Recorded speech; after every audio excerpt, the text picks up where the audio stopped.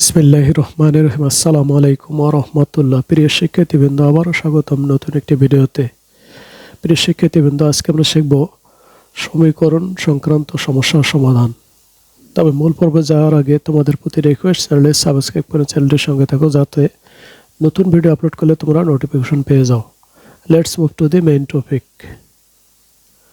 প্রিয় শিক্ষার্থীবৃন্দ, আজকে আমরা প্রথম যে সমস্যাটির সমাধান করব সেটি হলো কোন সংখ্যার দ্বিগুণের সাথে 5 যোগ করলে 25 হয়। মনে করি সংখ্যাটি x। তাহলে প্রশ্ন মতে 2x + 5 = 25। যেহেতু সংখ্যাটি দ্বিগুণের সাথে 5 যোগ করলে 25 হয়, বা 2x = 25 - 5। যেহেতু +5 বাম পাশে ছিল, ডান পাশে গিয়ে হলো -5, বা 2x = 20। যেহেতু 25 থেকে 5 মাইনাস করলে 20 হয়, বা x = 20/2। যেহেতু 2 বাম পাশে ইনটু বা গুণ অবস্থায় ছিল, ডান পাশে গিয়ে হলো ভাগ। সুতরাং x = 10, কারণ 20-কে 2 দ্বারা ভাগ করলে 10 পাওয়া যায়। উত্তর সংখ্যাটি হলো 10, কারণ 10 এর সাথে 2 গুণ করে তার সাথে 5 যোগ করলে 25 হয়। আশা করি বিষয়টি তোমরা বুঝতে পেরেছ। এবারে আমরা জানব 2 নম্বর সমস্যার সমাধান। দুটি সংখ্যার যোগফল 55। বড় সংখ্যাটির 5 গুণ ছোট সংখ্যাটির 6 গুণের সমান। সংখ্যা দুটি নির্ণয় করো। মনে করি বড় সংখ্যাটি x, তাহলে ছোট সংখ্যাটি 55 - x। যেহেতু দুটি সংখ্যার যোগফল 55 বা 55। প্রশ্ন মতে তাহলে বড় সংখ্যাটির 5 গুণ, তাহলে x গুণ 5 = 6 গুণ 55 - x। যেহেতু ছোট সংখ্যাটি হলো 55 - x, তাহলে বড় সংখ্যাটিকে 5 দ্বারা গুণ করলে এবং ছোট সংখ্যাটিকে 6 দ্বারা গুণ করলে দুই পক্ষ সমান হয়।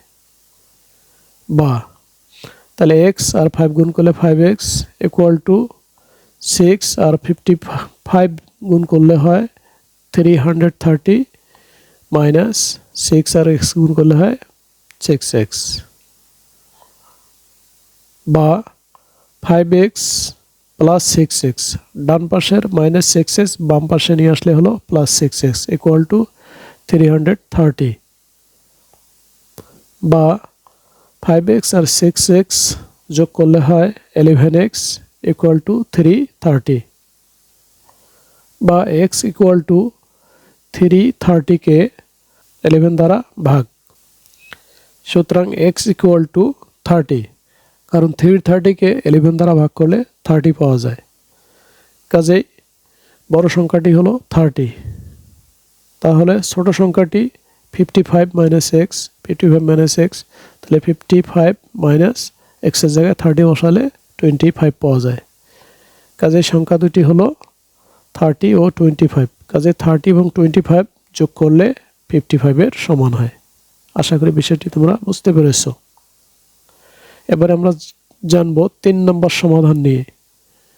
গীতা, রীতা ও মিতার একত্রে 180 টাকা আছে। রীতার চেয়ে গীতার 6 টাকা কম এবং মিতার 12 টাকা বেশি আছে। কার কত টাকা আছে? মনে করি রীতার আছে x টাকা, তাহলে গীতার আছে x - 6। যেহেতু রীতার চেয়ে গীতার 6 টাকা কম আছে, সেহেতু x - 6 হবে। এবং মিতার আছে রীতার চেয়ে 12 টাকা বেশি, তাহলে মিতার টাকা হলো x, তাহলে x + 12, তাহলে হলো মিতার টাকা। তিনজনের টাকা যোগ করলে 180 হয়। কাজেই রীতার হলো x, গীতার হলো x - 6x, আর মিতার হলো x + 12। কাজে x + x - 6 + x + 12 = হলো 180 টাকা। তাহলে বা x + x + x, 3টা x যোগ করলে 3x, প্লাস এখানে 12 থেকে 6 মাইনাস করলে +6 থাকে, যেহেতু 12 এর চিহ্ন প্লাস 6x ইকুয়াল টু 180 বা 3x equal to 180 minus 6 plus 6 ডান পাশে নিয়ে গিয়ে হলো মাইনাস 6 বা 3x ইকুয়াল টু 180 থেকে 6 বাদ দিলে 174 থাকে বা x ইকুয়াল টু 174 কে 3 দ্বারা ভাগ করব যেহেতু বাম পাশে এটি গুণ অবস্থায় রয়েছে সুতরাং x ইকুয়াল টু 58 174 কে 3 দ্বারা ভাগ করলে 58 পাওয়া যায় কাজেই রিতার আছে x ইকুয়াল টু 58 টাকা যেহেতু রিতার টাকা ধরছি আমরা x টাকা তাহলে রিতার আছে 58 টাকা গীতার আছে x মাইনাস 6 ইকুয়াল টু তাহলে x এর মান 58 তার সাথে 6 বাদ দিলে 52 টাকা থাকে এবং মিতার আছে x প্লাস 12 তাহলে x এর মান 58 প্লাস 12 তাহলে 58 প্লাস 12 ইকুয়াল টু হলো 70 কাজে রিতার আছে 58 টাকা গীতার আছে 52 টাকা এবং মিতার আছে 70 টাকা 58 52 এবং 70 এই তিনটি যোগ করলে 180 টাকার সমান হয় আশা করি বিষয়টি তোমরা বুঝতে পেরেছো প্রিয় শিক্ষার্থীবৃন্দ ভিডিওটি আজকে পর্যন্ত ভিডিওটি ভালো লাগলে please don't forget to like share and comment দেখা হবে তোমাদের সাথে পরবর্তী ভিডিওতে সে নাগাদ আল্লাহ হাফেজ